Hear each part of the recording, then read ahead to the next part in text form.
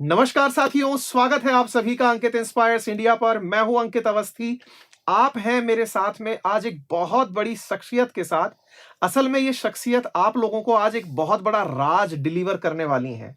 ये कौन है, क्या आपको डिलीवर करेंगी और किस मिशन के साथ-साथ ये आज हमारे साथ इस मंच को साझा कर रहे हैं, ये सारी जानकारियां तो आपको मिल ही जाएंगी।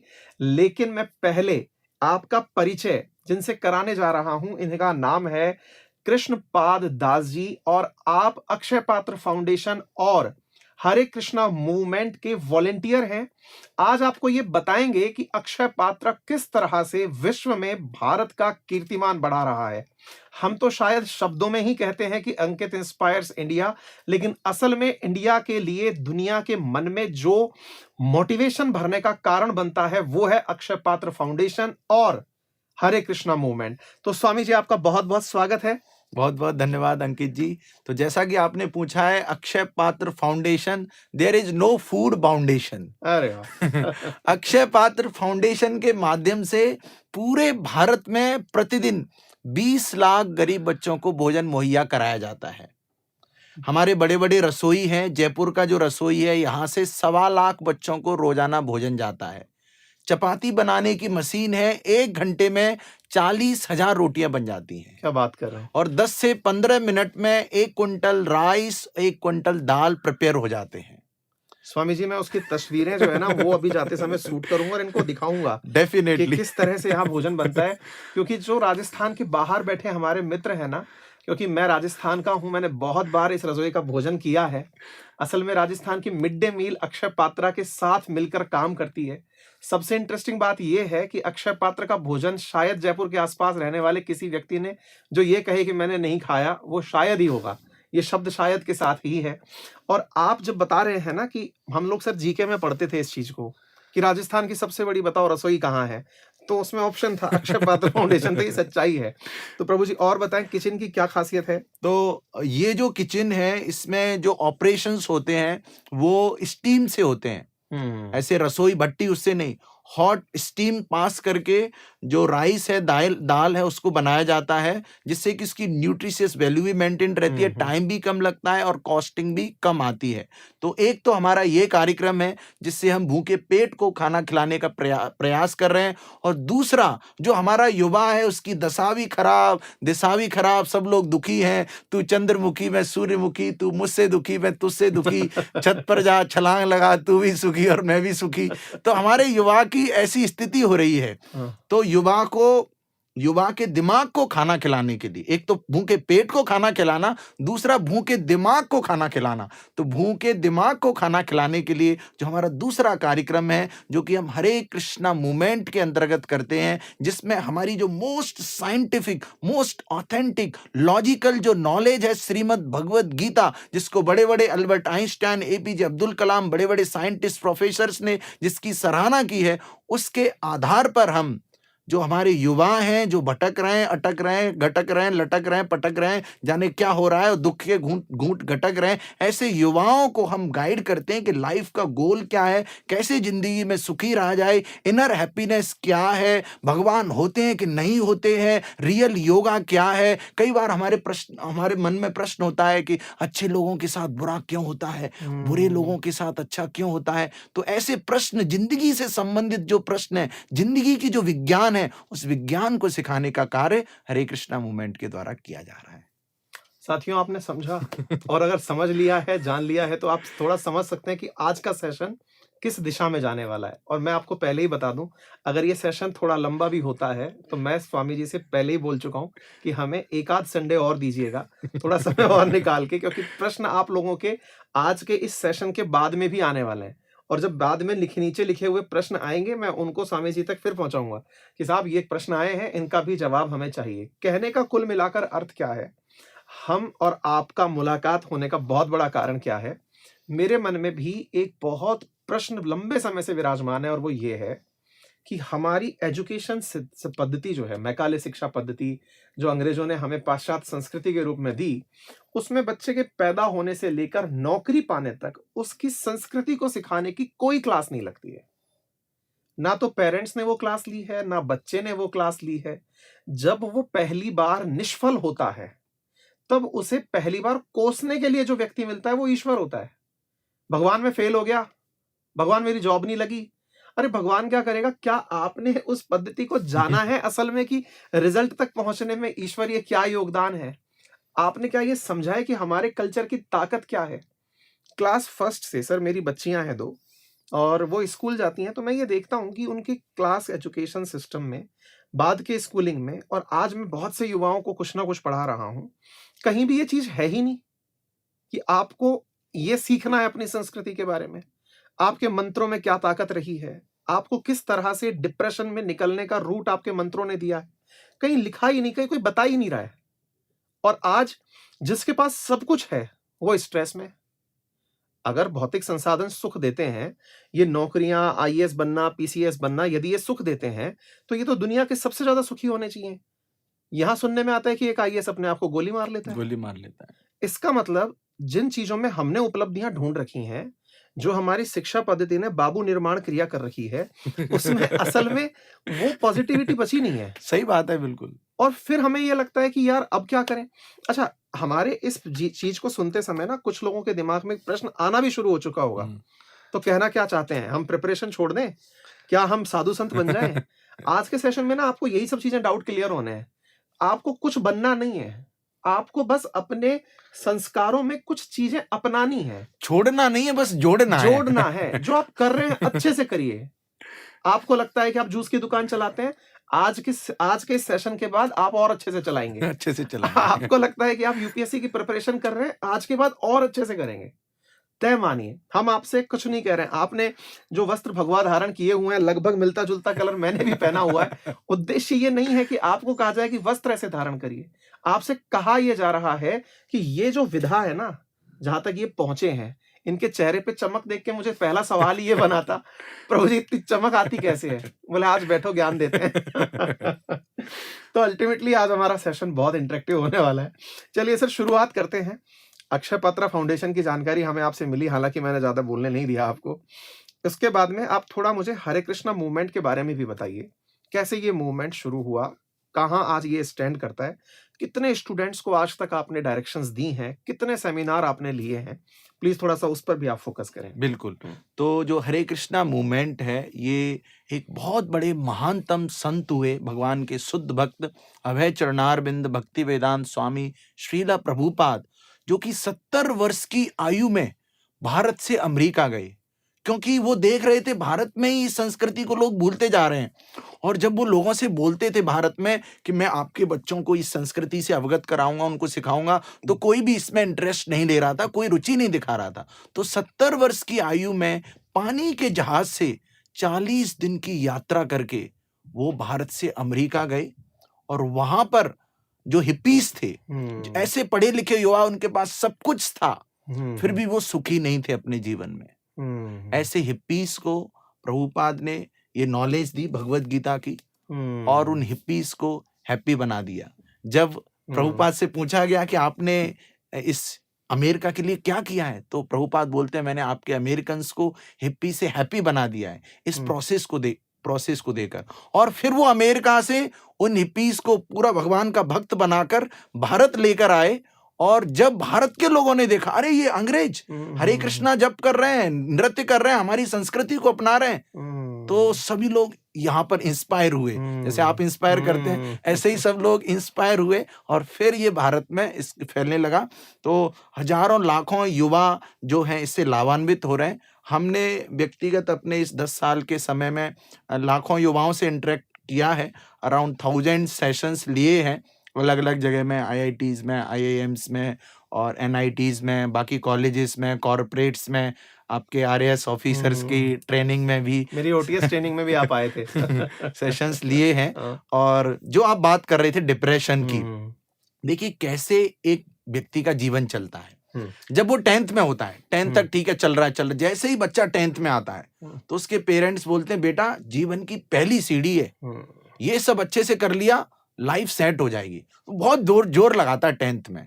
फिर 12th आ जाती है, बेटा जीवन की दूसरी सीढ़ी है, इधर अच्छा कर लोगे, अच्छी कॉलेज मिल जाएगी, अच्छी जॉब मिल जाएगी, अच्छी शादी हो जाएगी, सब कुछ अच्छा हो जाएगा। तो वो 12th में और जोर लगाता है, फिर उसकी अच्छी कॉलेज भी मिल जाती है, अच्छी जॉब भी मिल जाती है, फिर भी उसके दिल पे हाथ रख के पूछो आप कि क्या वास्तव में आप अपने जीवन में सुखी हो, तो बोलेगा दिल के अरमां आंसुओं में बह गए।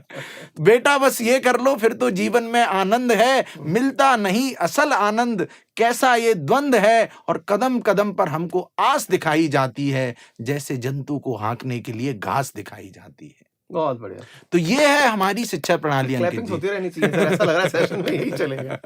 ये है हमारी शिक्षा प्रणाली। लगता है आधुनिक शिक्षा प्रणाली का तंत्र कहीं ना कहीं हो गया है गंदा, कहीं टेंशन, कहीं डिप्रेशन, तो कहीं छात्र लटक जाता फांसी का फंदा।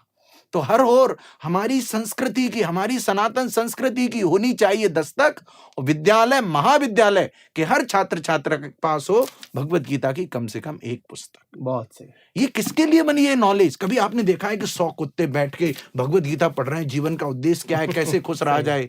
ये नॉलेज हमारे लिए बनी है, ये जो ज्ञान है हमारे लिए बना है, कैसे जीवन में सुखी रहा जाए, जीवन में सुखी रहे। कोई कॉलेज, कोई यूनिवर्सिटी, कोई कोचिंग बताता नहीं है बच्चों को, स्टूडेंट्स को, फैकल्टीज को कि how to be happy and satisfied in our life, जीवन में खुश और संतुष्ट कैसे रहें। कोई बता, कितनी बड़ी विडंबना है। और आप जो बात कर रहे थे मैकॉले के एजुकेशन सिस्टम की, मैकॉले को जब अपॉइंट किया गया, आप भारत जाओ, भारत का अवलोकन करो और पता करो कि भारत पर शासन कैसे किया जाए।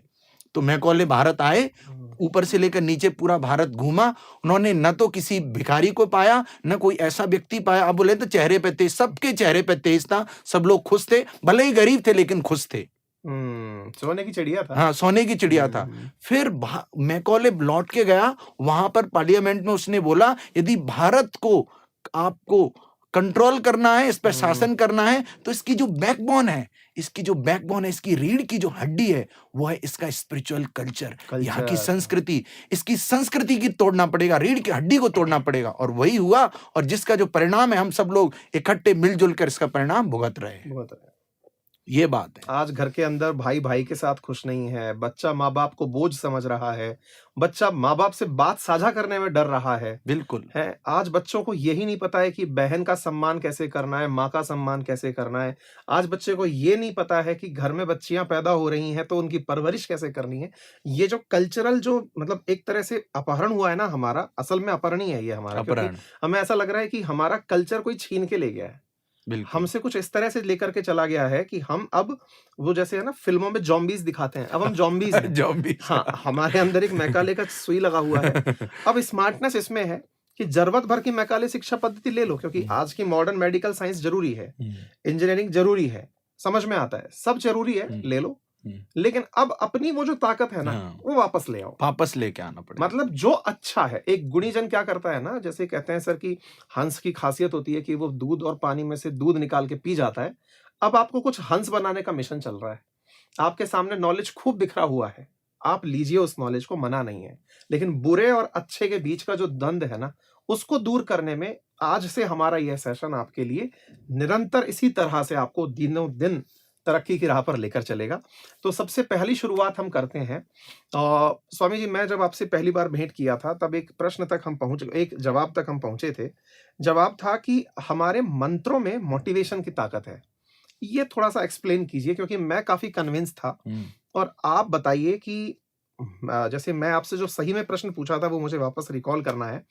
प्रश्न ये था कि सब कुछ होते हुए भी मन सूना है, अंदर से चेहरे पर वो स्माइल नहीं है, आपके चेहरे पर जो तेज है वो मेरे पर नहीं है ना? इसका आधार क्या है? आप यहीं से शुरू करें। इसका एक छोटी सी 2 पंक्तियों से सुनाना चाहूंगा कि सब कुछ पाकर जीवन में फिर भी लगता खाली खाली, बाहर पूरी खुशहाली, अंदर कैसी बदहाली, और बदहाली से चाहिए आपको खुशहाली, क्योंकि आपने भगवत गीता पर तो नजर ही नहीं डाली। स्वामी जी, हम मेरे को रेगुलर स्टूडेंट बना के ये वाली बात है। मैं डन है, मतलब नियम है, परीक्षा दूंगा, पेपर ले लेना इसका। बिल्कुल। तो बात ऐसी है अंकित जी कि हमारी जो इनर हैप्पीनेस है, अर्जुन के साथ भी यही स्थिति थी। अर्जुन बहुत बड़े धनुर्धर थे, सब कुछ था उनके पास, फिर भी जब वो अपने सगे संबंधियों को सामने देखते हैं तो उनका धनुष कांप रहा है, हाथ कांप रहे हैं, पैर कांप रहे हैं, धनुष नीचे गिर रहा है, आंखों से आंसू आ रहे हैं, विसीदंतम विदम वाक्यम उवाच मधुसूदन। इतना देख के फिर भगवान सबसे पहले उनको क्या निर्देश देते हैं, अर्जुन सबसे पहले तो तुम ये समझो कि तुम ये शरीर नहीं हो, तुम आत्मा हो। हम अपनी आइडेंटिटी को ही भूल गए। Identity crisis is the main problem.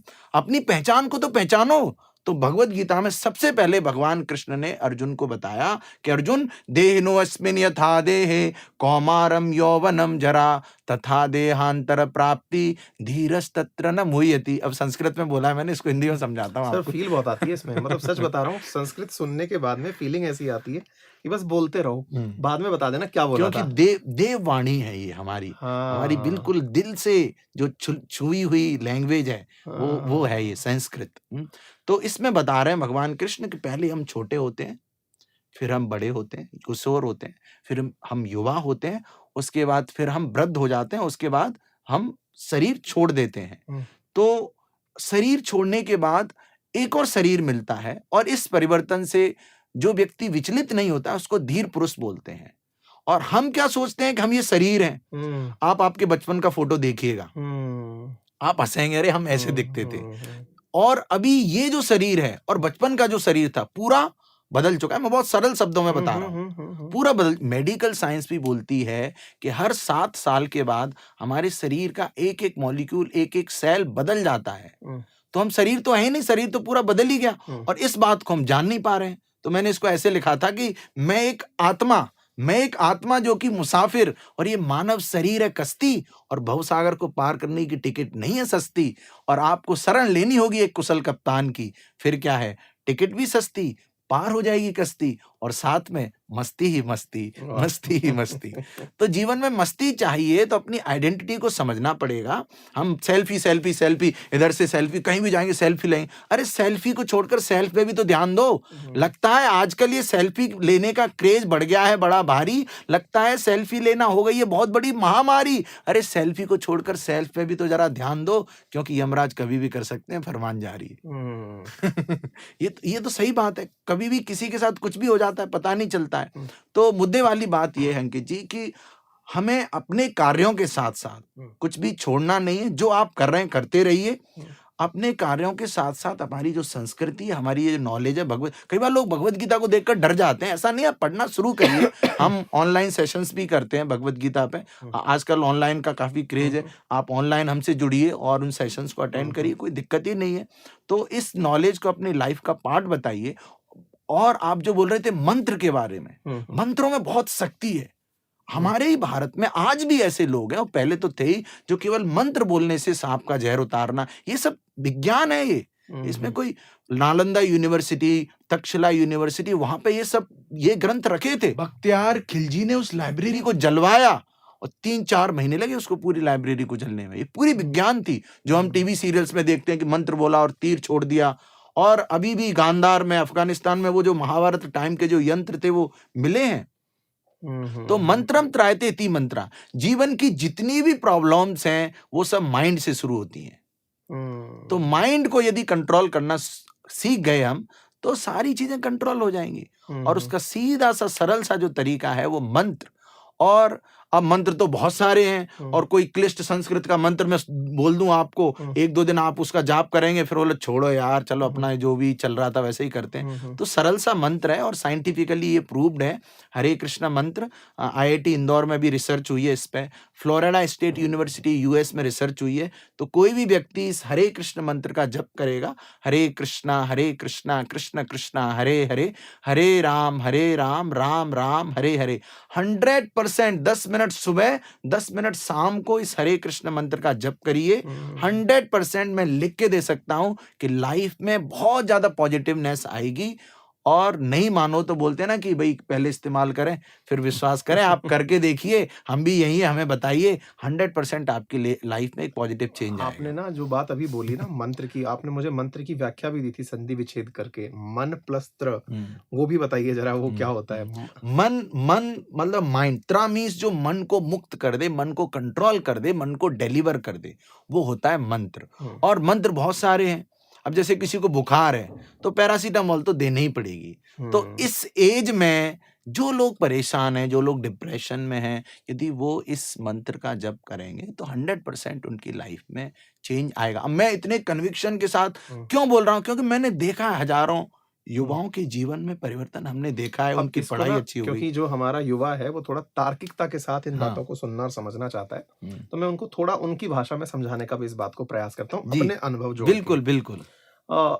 आपको ये बहुत अच्छे से पता है कि हमारे शरीर में जितने भी जरूरी तत्व हैं वो सब हैं, लेकिन जब आप बीमार पड़ते हो तो ऊपर से आप एडिशनल डोज लेते हो कि मैं एक दवा लेता हूं और मैं सही हो जाऊंगा। वो दवा में जो भी दिया जा रहा है, अगर वो वाकई में फॉरेन एलिमेंट है तो आप बीमार हो जाएंगे। उसको सुधारने का तरीका यह है कि कुछ मात्राएं घट गई हैं, उनको थोड़ा अप कर दो, कुछ मात्राएं बढ़ गई हैं, उनको थोड़ा कम कर दो। यही तरीका होता है। अगर हम शुगर की बात करें तो डायबिटीज के केस में जो इंसुलिन दिया जा रहा है कि भाई इसकी शुगर बढ़ गई है, घटा दो। यानी हमारे शरीर में ऑलरेडी सब कुछ है। अब वो जो सब कुछ है, जिस प्रकार से एडिशनल दी गई दवा उनको वापस कंट्रोल करने का काम करती है और हमें एक्टिवेट कर देती है, हाँ भाई अब तुम दुरुस्त हो, अब तुम स्वस्थ हो। एग्जैक्टली ऐसे ही हमारा जो शरीर है, आज आप और हम जो भी हैं, मैं जो आपके सामने बोल रहा हूं ये स्क्रिप्टेड नहीं है, मेरे हाथ में कुछ नहीं है, मेरे सामने कुछ नहीं लिखा हुआ है, ठीक है। मैं क्यों बोल रहा हूं, क्योंकि यहां चल रहा है।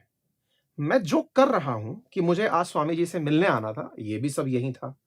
और जब मैं आज क्या खाऊंगा, किससे मिलूंगा, किससे क्या बोलूंगा, आपसे क्या बोलने वाला हूं, ये सब जब यही है तो मैं क्या हूं, ये सब भी तो यही है ना।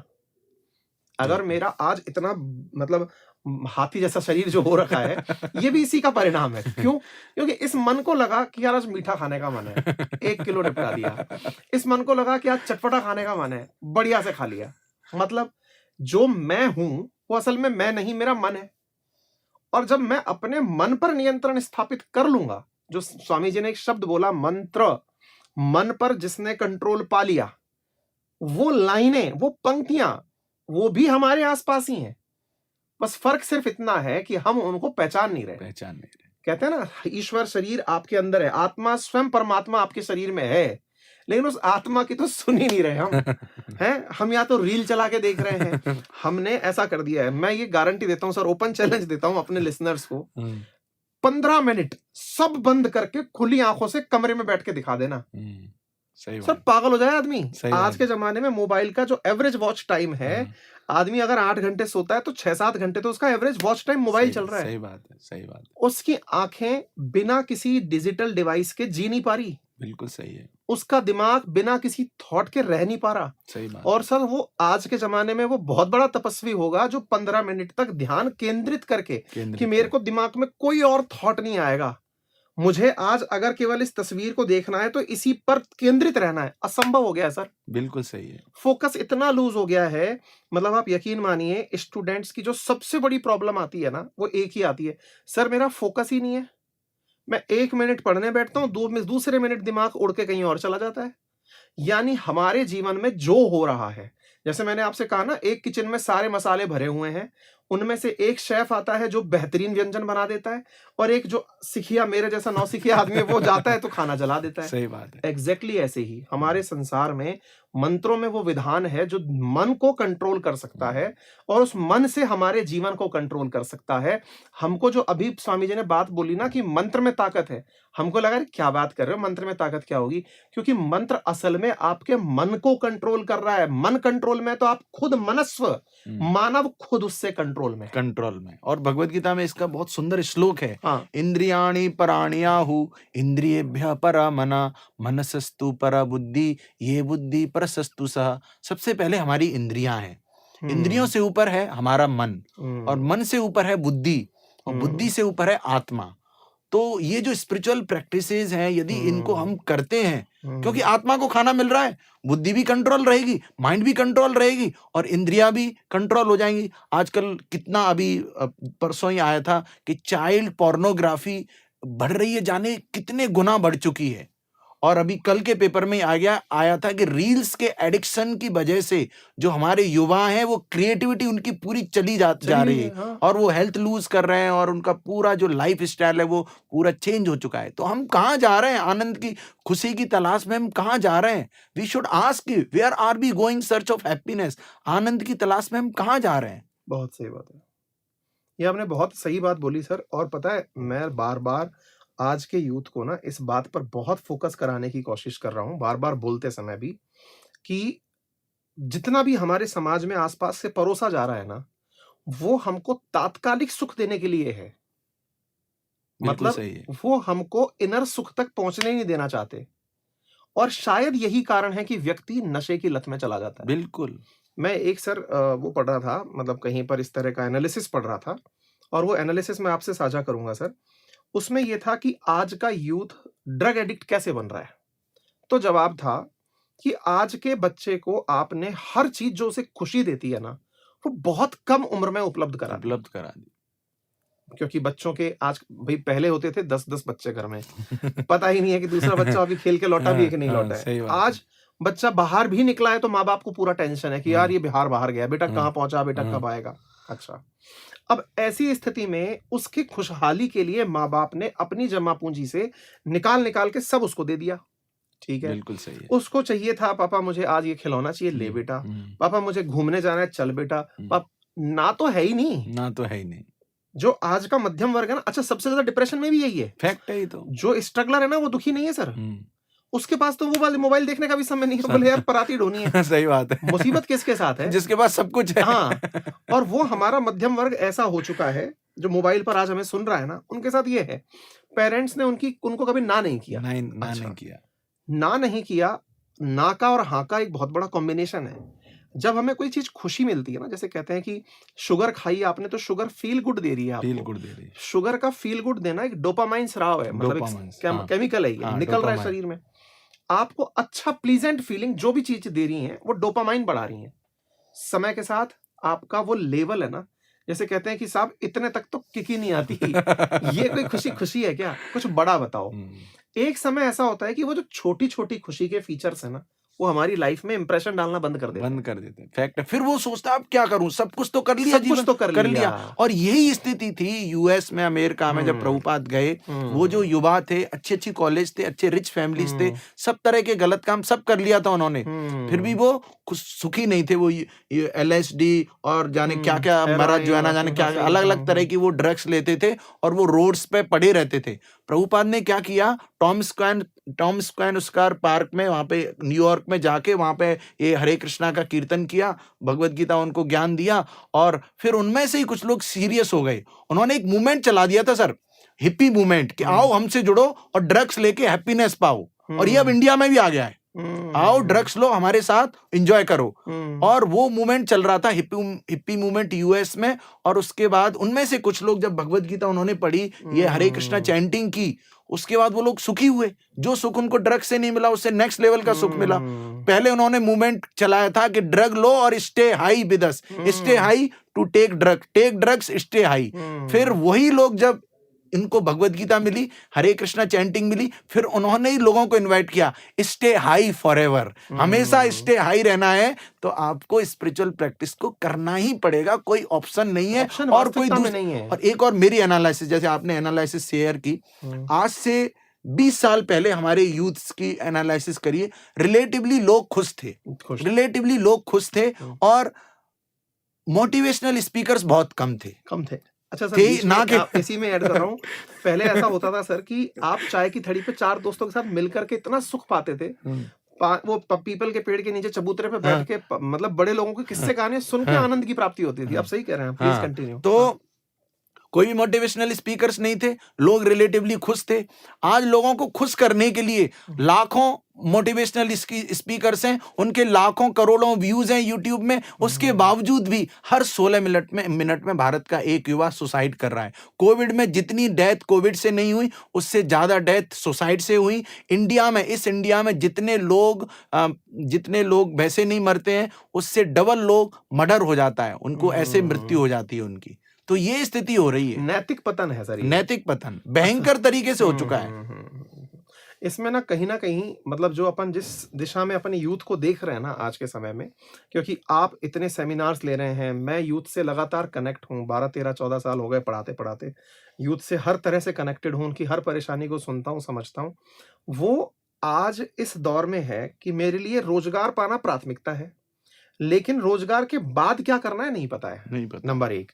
और उसे लगता है कि जैसे ही उसके पास रोजगार आएगा, जो भी सो कॉल्ड उसने अपने लिए सोच रखा है कि मैं एक दिन स्टेट पीसीएस क्वालिफाई कर लूंगा या यूपीएससी क्वालिफाई कर लूंगा या डॉक्टर बन जाऊंगा या इंजीनियर बन जाऊंगा, उस दिन सब सही हो जाएगा। ये उसका सबसे बड़ा मिथ है। सबसे बड़ा मिथ है। यदि आज आप खुश नहीं हैं तो कल आप खुश होंगे नहीं होंगे पता नहीं। आदमी को कल खुश हो जाऊंगा, लो आ गया वही कल, जिस कल के लिए आप कल से उदास हैं। अरे हमने तो कल की चिंता करना छोड़ दिया, इसलिए तो हम बिंदास हैं। कल की जो चिंता करेगा वो तो परेशान हो जाएगा। तो ये बहुत बड़ी दिक्कत है, कल की चिंता कर रहे हैं। नो फेम, कितना भी फेमस हो जाओ, बड़े से बड़े फेमस लोगों ने सुसाइड किए। No material position, no possession, no relation, कोई अच्छा से अच्छा रिलेशन हो, कितना भी पैसा हो, इससे आपको हैप्पीनेस मिलेगी ये कोई गारंटी नहीं है। क्योंकि हैप्पीनेस, खुश रहना आपका अधिकार है, वो आपकी इनर चॉइस है। Happiness is a choice. आपको खुश रहना है, कुछ है नहीं आप खुश रह सकते हैं। जैसे हम लोग हैं, जैसे आपसे बात कर रहा था तब बता रहा था, आप पूछ रहे थे कि आप लोगों के क्या रहता है। नहीं, हम वॉलंटियर्स हैं, हमारे कोई पर्सनल अकाउंट भी नहीं रहते हैं, बस हमें जीवन यापन करने के लिए हमारा जो इंस्टीट्यूशन है वहाँ से वो चीज़ें मिल जाती हैं और हम लोगों को इंस्पायर करते हैं। सुबह हम साधना करते हैं, स्पिरिचुअल प्रैक्टिसेस करते हैं और इसका परिणाम है कि हम खुश हैं। और जो बड़े से बड़े लोग जो दुखी हैं, उनके पास सब कुछ है, वो भी सुख, उनको भी ये सुख नहीं है।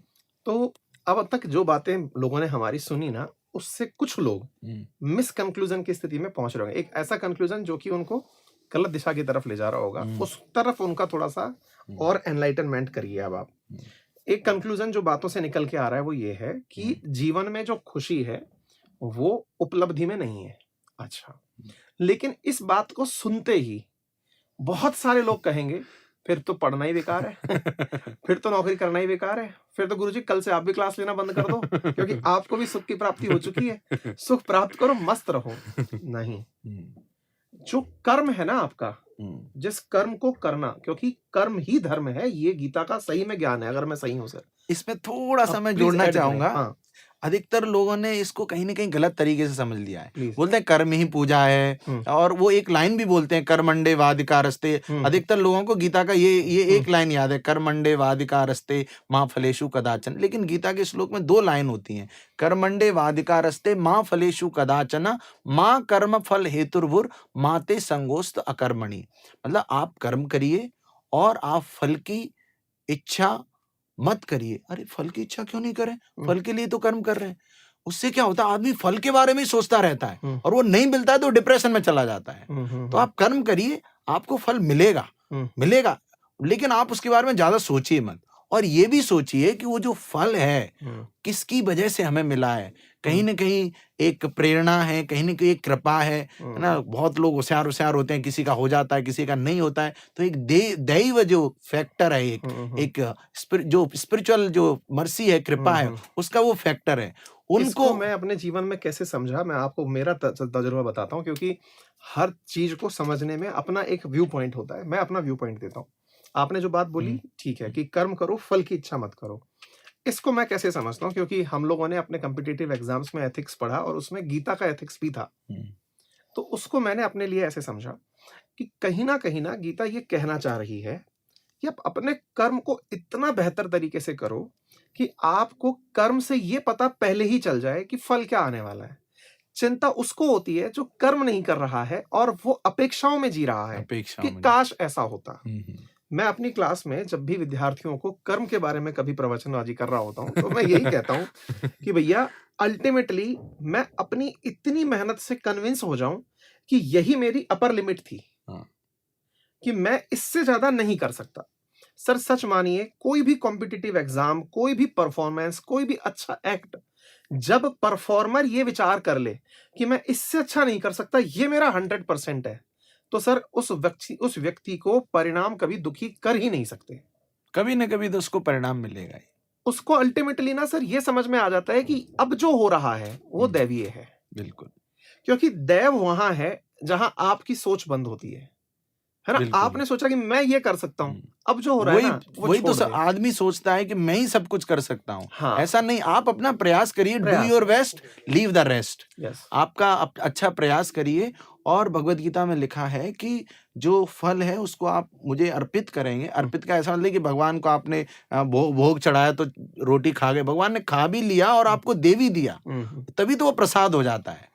तो उसका एक अलग महिमा है उसकी। इसका तो जो सेंस अपनी निकलता है, एक्टिविटीज को सर हम्म, क्या है, थोड़ा स्पिरिचुअलाइज करना पड़ेगा, हम्म, थोड़ा जोड़ना पड़ेगा हमें अपने कल्चर से, तब जाके हमें जो सुकून है जीवन में वो हमें 100% वो मिलेगा। ये बात कर्म है। किया, फल आपने भगवान को अर्पित कर दिया, इसका भाव क्या है? उस भाव को अगर मैं एक और शब्द में अपने हाँ, साथ ऐड हाँ। करूं सर, मुझे ऐसा लगता है कि आप कुछ भी करते जा रहे हैं, अच्छा हुआ तो भी क्रेडिट प्रभु आपका, बुरा हुआ तो भी प्रभु आपका, तेरा तुझको अर्पण क्या लागे लागे मेरा। मेरा। तो जब सब कुछ ही आपका है, तो एक तो आप में रावण पैदा नहीं होता, बिल्कुल सही है, आपके अंदर का अहंकार पहले ही दिन खत्म हो जाता है बिल्कुल सही। कि यार ये मैं नहीं था, मुझे लगता है कि ये मैंने किया है, लेकिन ये गलत फहमी है। बिल्कुल। आज सर जिस पोजीशन पर मैं हूं, अगर एक पल के लिए भी गलती से ये भाव आ जाए कि ये मैं हूं जिसने मुझे यहां तक पहुंचाया है, ये बहुत बड़ा झूठ, और मैं अपने आप से इतना बड़ा झूठ नहीं बोल पाऊंगा, क्योंकि मुझे पैदा करने वाले मेरे माँ बाप, जिन्होंने दैवीय कृपा से मुझे इस रूप में ढाला, उसके बाद में मेरा समाज, उसके बाद में मेरे संस्कार, उसके बाद में मेरे ना जाने कितने मित्र, ना जाने कितने गुरुजन, ना जाने कितने आप जैसे लोगों के बिल्कुल, संस्कार, बिल्कुल। उसके बाद ना जाने कितनी अच्छे मेरे प्रारब्ध जो जो मुझे आज इस रूप में लेकर आए, 100%। और जिस समय मुझ में ये गुण आ जाए कि ये तो मैं ही हूँ, मैंने ही तो किया है सब, इसका मतलब आपका पतन निश्चित है, आप में रावण रूप पैदा हो गया है। जब हम दशहरे के दिन कहते हैं ना कि रावण का अंत होना चाहिए, वो अहंकार का असल में मतलब क्या है कि मैंने ही सब किया है, बिल्कुल। उसका अंत जो है ना वो दशहरे के दिन डिमांड किया जाता है। तो जब फल अर्पित प्रभु को करने की चेष्टा हो रही है, तो उसका सीधा सा तात्पर्य है कि आपने अपने कर्म से जो भी प्राप्त किया, प्रभु अब मैं फेल हो गया, आपके हाथ में है, अब जो देख लो जो होना था। बिल्कुल। क्योंकि आपने अपने दम पर जितना करना था जब करके प्रभु को अर्पित किया, तो ईश्वर बोल रहा है कि बेटा अब तू छोड़ दे, क्योंकि यहां से आगे तेरे बारे में मैंने सोच रखा है। बिल्कुल। सर मैं अपने अक्सर सेशंस में एक बात मेंशन करता हूं, आप भी अपने सेशंस में इसे कभी ऐड करिएगा। कभी पब्लिकली ना किसी पब्लिक सेशन में आप इस तरह का प्रश्न रेज कीजिएगा कि आप में से कितने लोग ऐसे हैं जो हलवाई बनना चाहते हैं। आप जो किसी स्कूल में जाएंगे ना, तो शायद ही एक दो बच्चा होगा जो हाथ खड़ा करेगा। मैं ऐसे सेमिनार्स में जब जाता हूँ, मैं उन लोगों से ये सवाल करता हूँ, बेटा आप में से कितने लोग हलवाई बनना चाहते हैं? कोई हाथ नहीं खड़ा करेगा। एक दो मस्करे जो होते हैं ना, हाँ ले देखते हैं, मजा करके देखते हैं क्या बोलते हैं ये। मैं कितने लोग आप में से ऐसे हैं जो पेट्रोल पंप में पेट्रोल भरने की कोशिश करेगा, हाथ ही नहीं खड़ा करते, और ये तो बेइज्जती करेगा ये आदमी। फिर जब मैं उन्हें बोलता हूँ कि यार हल्दीराम हलवाई है, यार अंबानी पेट्रोल पंप वेंडर था, क्या बात है। मैंने कहा आप में से कितने लोग जूते गांठने का काम करेंगे?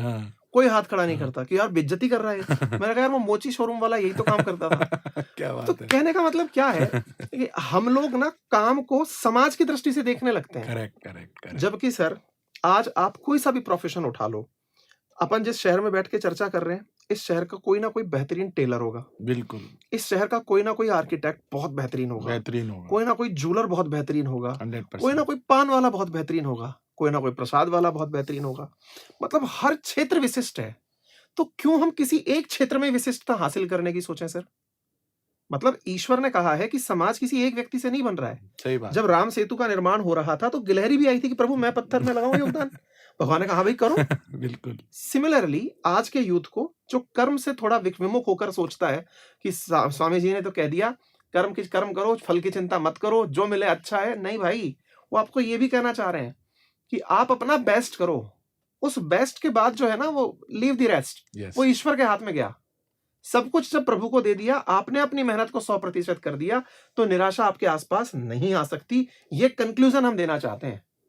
स्वामी जी और ज्ञान डालें आप, क्योंकि मुझे मेरा ऑडियंस पता है असल में कि वो ऑडियंस इस बात को किस तरह से लेगा। करेक्ट। हाँ। तो कंक्लूजन की बात चल रही थी, तो बस कंक्लूजन यही है कि आप जो भी अपने लाइफ में बनना चाहते हैं उसके लिए प्रयास करिए, परेशान मत होइए, जीवन में थोड़ा कूल रहिए। अब ठीक है कूल रहिए, लेकिन कूल कैसे रहना है वो मुद्दे वाली बात है। तो हम आपसे ये रिक्वेस्ट कर रहे हैं कि आप कुछ समय निकाल कर ये जो स्पिरिचुअल प्रैक्टिसेस हैं, डेफिनेटली लाइफ के हर एस्पेक्ट में, इवन आपकी पढ़ाई में, हर तरह से आपको हेल्प करेंगी। तो ये जो स्पिरिचुअल प्रैक्टिसेस है, सिंपल सी प्रैक्टिसेस हैं। मैंने इसका एक सूत्र बनाया है, छोटा सा सूत्र से HKM कैप्सूल। इस HKM कैप्सूल को आप डेली अपनी लाइफ में लीजिए। H से होली ने, मतलब ये H से हरे कृष्णा मंत्र, एक माला भी होती है, आप डरना मत माला को देखकर। नहीं। ये माला पे हम जप करते हैं, आप चाहेंगे तो मैं इसका एक वीडियो आपको सेंड कर दूंगा। तो इस माला को हम ऐसे पकड़ते हैं, इस पे एक मंत्र बोलते हैं। अपन 2 मिनट सबको अरे एक्सपीरियंस दे प्लीज दें। प्लीज प्लीज, तो मेरे पहला लिए भी मंत्र जरूरी है ये। पहला मंत्र आप मेरे बाद रिपीट करेंगे। हाँ। जय श्री कृष्णा चैतन्य जय श्री कृष्णा चैतन्य प्रभु नित्यानंद प्रभु नित्यानंद श्री अद्वैत गदाधर श्री अद्वैत गदाधर श्रीवासादि श्रीवासादि गौर भक्त वृंद। गौर भक्त वृंद। उसके बाद हर एक मोती पे पूरा हरे कृष्ण मंत्र बोलना है और उसको सुनना है और गिनना है। साइंटिफिकली भी ये प्रूव्ड है कि जब हम किसी एक कार्य को करने में 3 इंद्रियों का प्रयोग करते हैं, 3 सेंसेस को लगाते हैं, अपन टच भी कर रहे हैं, मंत्र को बोल भी रहे हैं, सुन भी रहे हैं, तो हमारा जो कंसंट्रेशन है बहुत हाई रहता है। तो हम 2 मिनट के लिए प्रैक्टिस करके देख सकते हैं। साथ में हम बोलेंगे हरे कृष्णा कृष्णा कृष्णा हरे हरे, हरे राम राम राम हरे हरे, हरे कृष्णा कृष्णा कृष्णा हरे हरे, हरे राम राम राम हरे हरे, हरे कृष्णा कृष्णा कृष्णा हरे हरे, हरे राम राम राम हरे हरे। तो ये जो माला है ऐसे इसमें हम पूरा करेंगे 108 बार, तो 10 मिनट लगेगा मैक्सिमम। तो कंक्लूजन ये है, आपकी पढ़ाई करिए, आपकी हेल्थ का ध्यान रखिए अच्छे से, और साथ में कुछ समय इस चैंटिंग के लिए निकालिए। चैटिंग में इतना समय हम गुजार देते हैं, तो चैंटिंग के लिए थोड़ा समय निकालिए। और 10 मिनट सुबह 10 मिनट शाम को यदि ये करेंगे, और थोड़ा भगवत गीता यथारूप, आप पूछ रहे थे कि भगवत गीता 1000 तरह की उपलब्ध है, कौन सी ऑथेंटिक भगवत गीता है? तो जो ऑथेंटिक भगवत गीता है, ये भगवत गीता यथारूप है, और ये इजीली अवेलेबल है इंटरनेट पे। Bhagavad Gita as it is type करेंगे, इसमें सब कुछ है। देखो मैंने खोली भगवत गीता, वही श्लोक निकल के आया जो सबसे ज्यादा रेलेवेंट है। तो ये श्लोक बोल रहा है, युक्ताहार विहारस्य युक्त चेष्टस्यु कर्मसु युक्त स्वप्नावबोधस्य योगो भवति दुःखा। जो खाने, सोने, आमोद प्रमोद तथा काम करने की आदतों में नियमित रखता है, वह योगाभ्यास द्वारा समस्त भौतिक क्लेशों को नष्ट कर सकता है। कितनी रेलेवेंट बात है ये हम सबके लिए। हमारे खाने का समय, सोने का समय, कितना चैटिंग करना है उसका समय, ये हमारी जो गलत आदतें जो पड़ गई हैं उन सबको हम रेगुलेट कर देंगे, तो हम सारी जो प्रॉब्लम्स हैं लाइफ से चली जाएंगी। तो भगवत गीता को थोड़ा समय दीजिए, और ये चैंट करिए, और सात्विक भोजन करिए। जो प्रसादी है, मंदिर में आप 2-3 आइटम खाते हैं, एक पूड़ी होती है, सब्जी होती है, एक स्वीट होता है, और आप 5 स्टार होटल में जाओ, किसी शादी पार्टी में जाओ, वो जो संतुष्टि, देखो ये सब हमारी संस्कृति की बात है, मैं कोई नई बातें नहीं बता रहा हूँ, और उसमें जो संतुष्टि मिलती है मंदिर के प्रसाद में, उसका कोई कंपैरिजन नहीं है उसका। मैं आपको बताऊं स्वामी जी कि मैं ना मतलब परिक्रमा देने जाता हूँ गिरिराज जी पर्वत की, और मैंने हर महीने का एक व्रत लिया हुआ है कि मैं हर महीने वहाँ परिक्रमा करने जाऊंगा। अब जितना देर वहाँ भक्ति होती है, लेकिन उसके बाद में मुझे जो आनंद आता है ना, वो परिक्रमा मार्ग में कई बार प्रसाद मिलता है, आपने प्रसाद बताया ना, और उसको प्रसाद को पाने में जो आनंद आता है ना, लाइन में लग करके लेना, उस लंगर को खाना, फिर अगले के इंतजार में आगे चलना, वो अलग ही पूर्णता देता है। ये आपने सच कहा है। तो ये सब एक्सपीरियंस फील वाली बातें हैं, और वही जो मैंने कहा कि आप पहले इस्तेमाल कर लें, फिर विश्वास करें। आप करके देखिए, सर भी ऑलरेडी प्रैक्टिस कर रहे हैं, हर महीने गिरिराज जी की परिक्रमा कर रहे हैं, बहुत बड़ी बात है। प्रसाद ले रहे हैं, रेगुलर मंदिर आते हैं, चैंटिंग भी करते हैं, तो आप भी थोड़ा अपने जीवन में अपनाइए और जीवन को आनंदित कर दीजिए। और मैं तो बस यही कहूँगा एंड में कि दिन संभर जाएंगे, जपो तो सही, जख्म सब भर जाएंगे, जपो तो सही, और जिंदगी की सोड़ में एक मोड़ तो लो, अरे आनंद से भर जाएंगे, जपो तो सही, जपो तो सही। बहुत ही शानदार रहा हमारा आज का सेशन, और लग रहा है कि इसे विराम ना दिया जाए, लेकिन आज हम जो विराम ले रहे हैं वो इस बात के लिए कि आप अपने मन में आए हुए तमाम प्रश्न अब हमारे कमेंट बॉक्स में लिखिएगा, क्योंकि निश्चित है कि आज हमने आपको बहुत सारे प्रश्नों के साथ छोड़ दिया है। जैसे, सर आपके हिसाब से फिर हमारे लिए जीवन कैसे चलेगा? क्या यही सही है? क्या वाकई में भगवान होता है? क्या गलत क्या होता है? सही क्या होता है? ये आप ही बताएंगे क्या हिंदुइज्म ही ये बता सकता है? क्या सनातन संस्कृति ये बता सकती है? क्या शैविज्म में ये नहीं है? क्या तमाम बातें आएंगी, हम करेंगे इसके ऊपर, शास्त्रार्थ होगा आपके सामने बैठकर परिचर्चाएं होंगी, और निश्चित ही वो बहुत फ्रूटफुल होंगी। फिर से हम सर से थोड़ा समय लेंगे और आपके सामने भविष्य में इनका समय लेकर प्रकट होंगे। फिलहाल के लिए इतना ही। अपना ख्याल रखें, बड़ों का सम्मान करें, छोटों को प्यार दें, और अपना व्यक्तित्व इस प्रकार से विकसित करें कि महिलाएं आपके साथ सुरक्षित और सम्मानित महसूस करें। धन्यवाद। हरे कृष्ण। हरे कृष्ण।